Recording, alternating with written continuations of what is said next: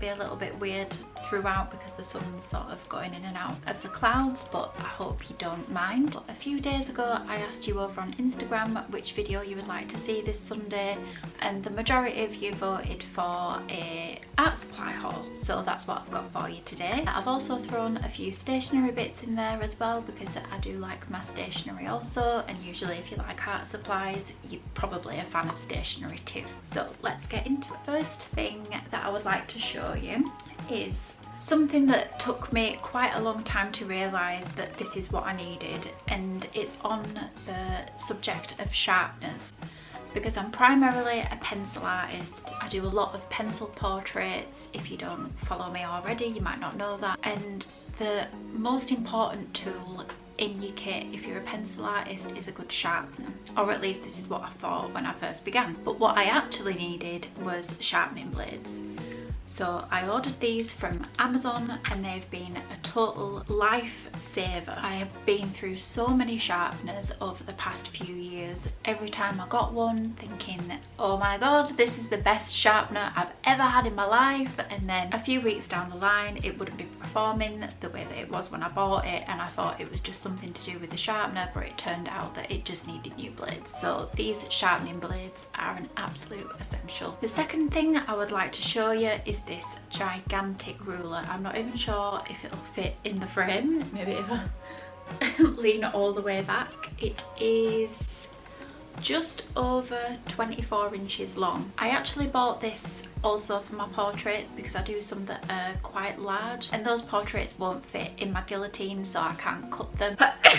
Bless me. And something that I can use to run my craft knife along the side of, so that I can cut the paper exactly to the right size. The next thing I'd like to show you is my next journal. Now this is more of a stationery piece, but I'm just about to move on to this, and this was actually a birthday gift, but I thought I would throw this in here anyway. It's this really beautiful Peter Pauper Press Cherry Blossoms journal. 160 lined pages, ribbon bookmark, acid-free archival paper, binding lies flat for ease of use, and that's such an important thing for me. It's the same with sketchbooks. I can't stand having something in the way on the binding so that I can't get my hand across the whole page, and it's just so beautiful. It's pink on the inside and it's got this beautiful gold, I don't know what they call that actually, on the edges of the paper, like edging, beautiful gold edging to the ends of the paper, and it's a really lovely cream on the inside with lined pages. And I really like a journal that doesn't have any dates on it. I don't like to feel like I'm constricted to a certain amount of space when I'm journaling. I want to be able to just spread out if I want to, or just keep something in a small space depending on how much I'm feeling like writing that day. So this is a really beautiful journal and I can't wait to start using it. The next thing I'm going to show you is actually a repurchase. The last journal that I had, I really wanted to use a special pen when writing in that journal because I thought the journal was really special, it deserved a special pen.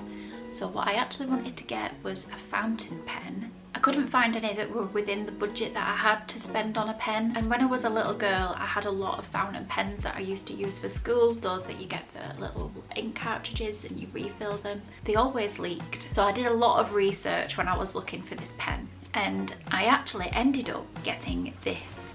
It's a Tix fountain pen which is disposable, and this is my second one of this. When I first got it, I'll be honest, I didn't like it. I thought it was too scratchy, but then as I started using it more and more, I became totally sold, and I like it so much that I've repurchased. The ink is so consistent and it's never bled, it's never leaked. It's just been a wonderful pen, and it's so affordable. So if you're looking to invest in a fountain pen but you don't know which one to get, I highly recommend these. It is a shame that they are disposable and there isn't a way that you can refill them, but for the price you can't beat it. The next thing I'd like to show you is my printer inks. I've just invested in a whole new set of printer ink. Now if you watched my video that I did a few months ago, it was how to print your artwork from home. This is one thing that I forgot to mention, and it was the inks that I use in the printer. I think it's really important to use the correct inks, just like it's important to use the correct paper and the correct printer, but my preferred ink is this Canon CLI 42 Chroma Life 100 Plus. These inks are absolutely beautiful.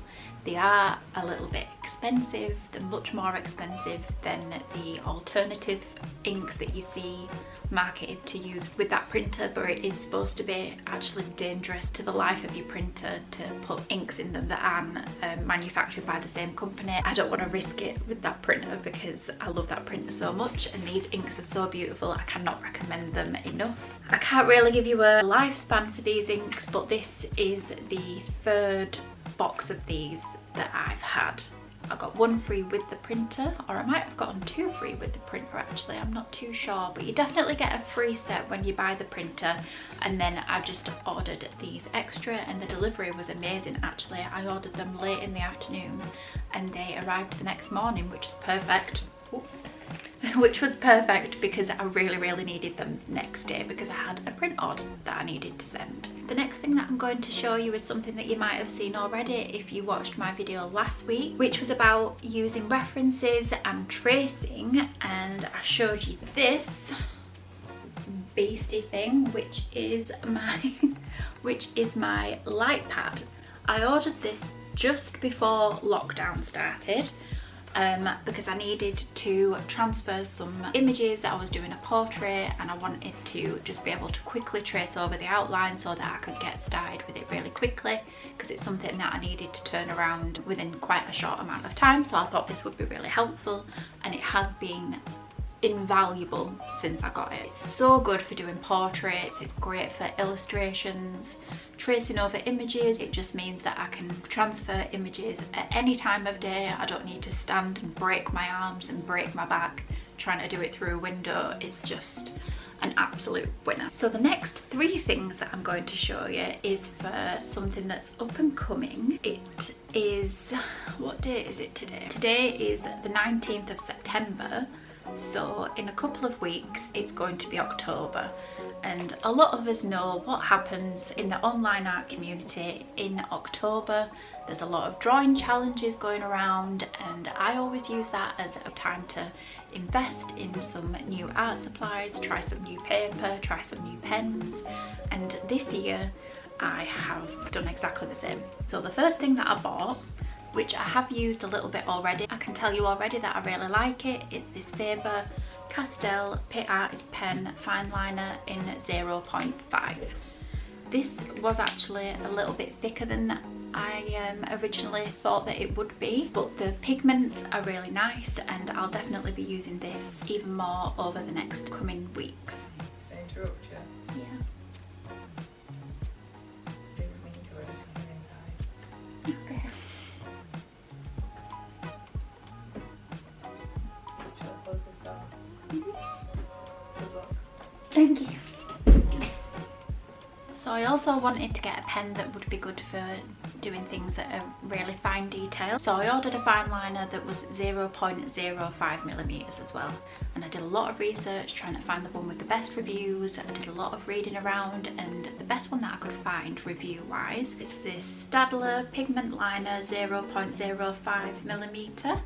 And this has a much finer point, and I haven't tried it yet, but I'm excited to see how thin it is and how much fine detail that I can get with it. So the last thing that I got was some paper. There was a sketchbook that I really wanted to try, but it was going to cost quite a lot of money to get it here because it's made in America, and if I wanted to order it, it wasn't going to get here in time. So I went and had a little bit of a shop around, and I came across this Daler & Rowney smooth heavyweight acid free 135 pounds 11.7 by 8.3 inches A4 paper.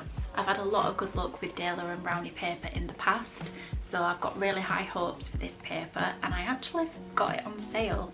It was about half price, and it does say on this paper that it's suitable for pencil, painting, I think that's supposed to be like a dip pen, and fine liners. So I'm planning on using fine liners, so I'm hoping that this is going to be great. So that's everything that I have to show you today. I hope you enjoyed it, and I'll see you next week for a new video.